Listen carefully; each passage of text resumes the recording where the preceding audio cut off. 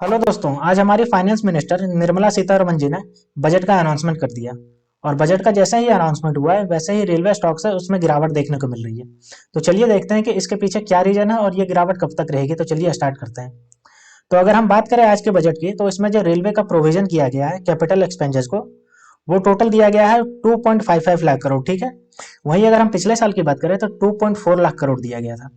यानी कि इसमें बहुत ही कम जो है वो बजट में इंक्रीज किया गया है, जिसकी वजह से सबको लग रहा है कि रेलवे को उतना ज्यादा बजट नहीं दिया गया है, लेकिन जितना एक्सपेक्ट किया जा रहा था। लोग सोच रहे थे कि रेलवे जो इतना अच्छा परफॉर्म कर रही है, डेडिकेटेड फ्रेट कॉरिडोर चल रहा है, जिसकी वजह से इसको और ज्यादा बजट मिलेगा, जिसके कारण वंदे भारत ट्रेनें जैसे बहुत सारे ट्रेन चलाए जाएंगे, डेडिकेटेड फ्रेट कॉरिडोर जैसे बनाए जाएंगे। लेकिन 2.55 लाख जो करोड़ दिया गया है इसको, वो उतना ज्यादा है नहीं जितना एक्सपेक्ट कर रहे थे, जिसकी वजह से जो इसका जो स्टॉक्स है उसमें गिरावट देखने को मिल रही है। तो चलिए देखते हैं कि कौन कौन सा स्टॉक में क्या क्या अभी गिरावट चल रही है। तो ये हमारे पास पूरी उसकी लिस्ट है, जिसका हम देखते हैं एक एक करके। तो सबसे पहले हम रेल विकास निगम की अगर बात करें तो ये देखिए 1.24% से ये गिर के चल रहा है अभी। ठीक है।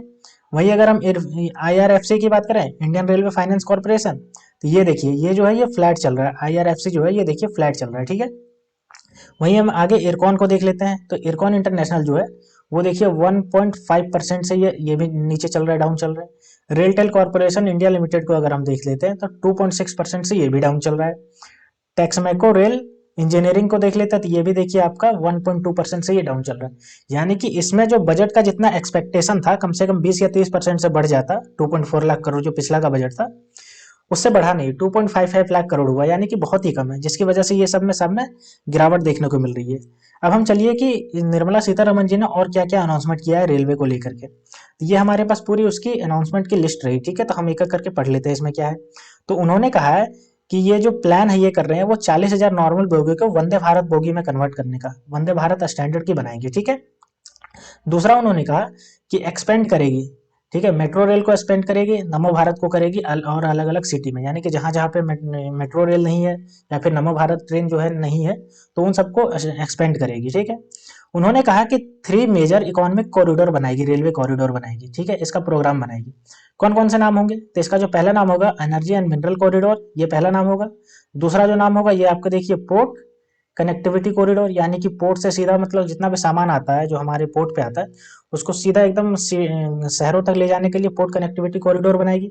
और तीसरा जो बनाएगी वो हाई ट्रैफिक डेंसिटी कॉरिडोर, यहाँ पे बहुत ज्यादा जहाँ पे सामान का ढुलाई होता है उन सब के लिए एक अलग कॉरिडोर बनाएगी, उसको यहाँ पे अनाउंसमेंट किया है।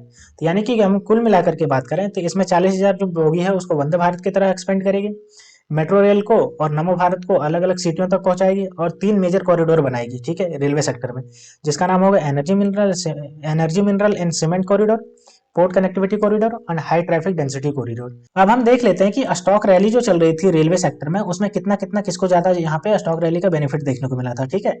तो अगर हम बात करें IRCON international, Indian railway finance corporation और रेल विकास निगम, ठीक है, ये तीनों को अगर हम देखते हैं तो देखिए इरकॉन इंटरनेशनल जो है वो 300% से बढ़ा है एक साल में।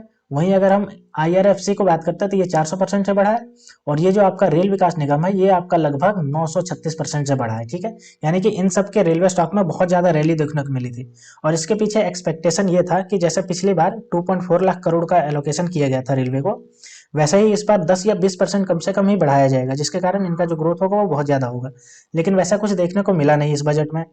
अगर हम बात करते हैं तो IRFC के गवर्नमेंट जो होल्डिंग है वो 86% है। ठीक है। जिसकी वजह से इसमें जो है उतना ज्यादा वो रिफ्लेक्शन नहीं देखने को मिल रहा है।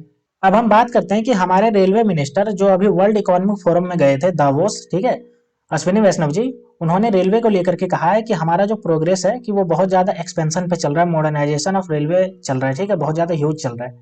उन्होंने कहा कि ये देखिए पूरा उन्होंने जो स्टेटमेंट दिया कि last year we added 5,200 kilometre new tracks, यानी कि 5,200 किलोमीटर एक साल में पिछला साल हमने ऐड किया है ट्रैक। ठीक है। वहीं उन्होंने कहा कि वो 15 किलोमीटर जो है वो डेली ट्रैक ऐड करने का एकदम पूरा एम किए हुए हैं। ठीक है। यानी कि एम किए हुए हैं कि डेली 15,000 किलोमीटर ऐड ट्रैक किया जाए। ठीक है।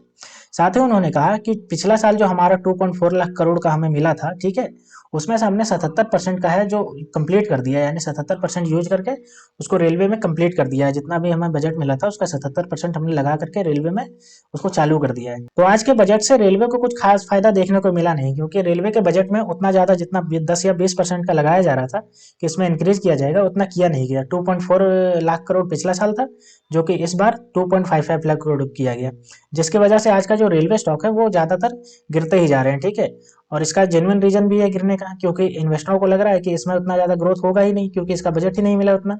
तो दोस्तों ऐसे ही वीडियो देखने के लिए आप मेरे चैनल को सब्सक्राइब कर लीजिए। तो मिलते हैं दोस्तों नेक्स्ट वीडियो में, तब तक के लिए स्टे ट्यून्ड। Thank you.